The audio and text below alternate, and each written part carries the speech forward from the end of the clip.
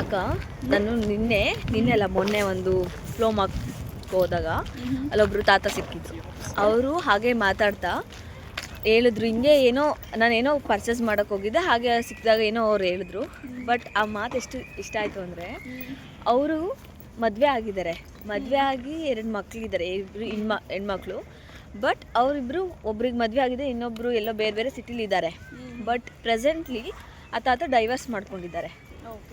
ಅವರು ಒಬ್ಬರೇ ಇರೋದು, ಒಬ್ಬರೇ ಕೆಲಸ ಮಾಡ್ಕೊಂಡು ಈ ಥರ ಫ್ಲೋ ಮಾರ್ಕೆಟೆಲ್ಲ ಹಾಕ್ಕೊಂಡು. ಅದಕ್ಕೆ ನಾನು ಕೇಳಿದೆ ಯಾಕೆ ಈ ಥರ ಅಂತ. ಅದಕ್ಕೆ ಅವ್ರು ಹೇಳಿದರು, ದುಡ್ಡಿರೋವರೆಗೂ ಅಷ್ಟೇ ಹೆಂಡ್ತಿ ಮಕ್ಕಳು ಎಲ್ಲ, ದುಡ್ಡು ಇಲ್ಲದೆ ಇದ್ದಾಗ ಯಾರೂ ಇರಲ್ಲ. ಅದಕ್ಕೆ ಗೆಲ್ಡು ತುಂಬ ಇಂಪಾರ್ಟೆಂಟು. ಬಟ್ ಗೆಲ್ಡೇ ಎಲ್ಲ ಅಲ್ಲ, ಅಂದರೆ ಮನಿನೇ ಎಲ್ಲ ಅಲ್ಲ, ಇರೋ ದುಡ್ಡ ನಿನಗೆ ಅಂತ ನೀನೇನಾದರೂ ಮಾಡಬೇಕು ಅಂತ ಹೇಳಿದ್ರು. ಅಂದರೆ ಹೆಂಡ್ತಿ ಆಗಲಿ, ಬಾಯ್ ಫ್ರೆಂಡ್ ಗರ್ಲ್ ಫ್ರೆಂಡ್ ಎಲ್ಲ ಏನು ನಿನ್ನ ಹತ್ರ ದುಡ್ಡಿದ್ದಾಗ ಮಾತ್ರ ಚೆನ್ನಾಗಿರ್ತಾರೆ. ದುಡ್ಡಿದ್ದಾಗ ಅಷ್ಟೇ ನಿನಗೆ ಪ್ರೀತಿ ಸಿಗುತ್ತೆ, ಎಲ್ಲ ಇರುತ್ತೆ. ದುಡ್ಡಿಲ್ಲ ಅಂದರೆ ನಿನ್ನ ಜೊತೆ ಇರಲ್ಲ. ಮಕ್ಕಳು ಅಷ್ಟೇ, ಯಾವಾಗ ಬರ್ತಾರೆ ನಿನ್ನ ಹತ್ರ, ಪಪ್ಪ ಮನಿ ಕೊಡು, ನಂಗೆ ಅದಕ್ಕೆ ಬೇಕು ಇದಕ್ಕೆ ಬೇಕು, ಆಗ ಮಾತ್ರ ಬರ್ತಾರೆ. ದುಡ್ಡಿಲ್ಲ ಅಂದರೆ ನಿನ್ನ ಕೇರೇ ಮಾಡಲ್ಲ. ಸೊ ಅದಕ್ಕೆ ಆದಷ್ಟು ನೀನು ನಿನಗೆ ಏನಾದರೂ ಟೈಮ್ ಸ್ಪೆಂಡ್ ಮಾಡು. ಅಂದರೆ ಒಂದು ಜಿಮ್ಗೆ ಹೋಗೋದು ಅಥವಾ ಸ್ಪೋರ್ಟ್ಸಿಗೆ ಜಾಯ್ನ್ ಆಗೋದು.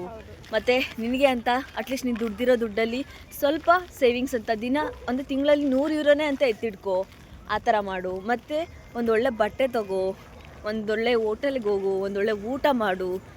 ಈ ಥರ ನಿನ್ನ ಲೈಫ್ನ ನೀನು ಈ ಥರ ಮಾಡ್ಕೊ ಅಂತ ಹೇಳಿದ್ರು. ಬಟ್ ಈ ವರ್ಡ್ ತುಂಬ ನಂಗೆ ಇಷ್ಟ ಆಯಿತು. ಪ್ಲಸ್ ಅದು I want to add something. ಏನಂದರೆ ಇವಾಗ ಅವರು ಲೈಕ್ ಮನಿ ಎತ್ತಿಟ್ಕೋಬೇಕು, ಖರ್ಚು ಮಾಡ್ಕೋಬೇಕು, ಅದೆಲ್ಲದಕ್ಕಿಂತ ನಿನಗೋಸ್ಕರ ನೀನು ಮೆಮೊರೀಸ್ ಮಾಡ್ಕೋಬೇಕು. ಹೌದು, ಅದು ತುಂಬ ಇಂಪಾರ್ಟೆಂಟ್ ಅನ್ಸುತ್ತೆ ನನಗೂ.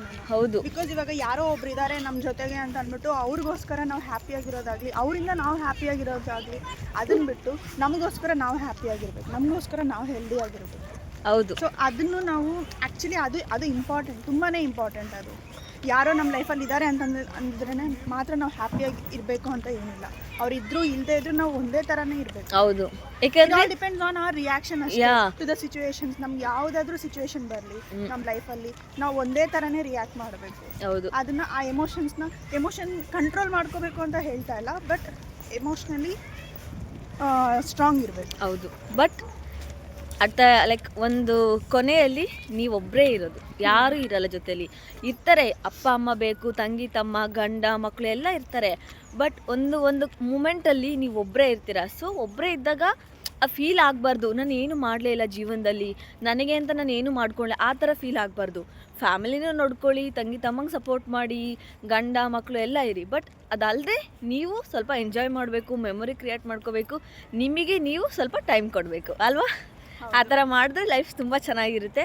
ಅದು ಯಾವ ಏಜಾರು ಇರಲಿ, ಅಟ್ಲೀಸ್ಟ್ ಈ ವಿಡಿಯೋ ನೋಡಿದಾಗಾದರೂ ಅಟ್ಲೀಸ್ಟ್ ನಿಮ್ಮ ಬಗ್ಗೆ ನೀವು ಥಿಂಕ್ ಮಾಡಿ ಆ ಥರ ಮೆಮೊರಿ ಕ್ರಿಯೇಟ್ ಮಾಡ್ಕೊಳ್ಳಿ. Thank you, tata, bye bye.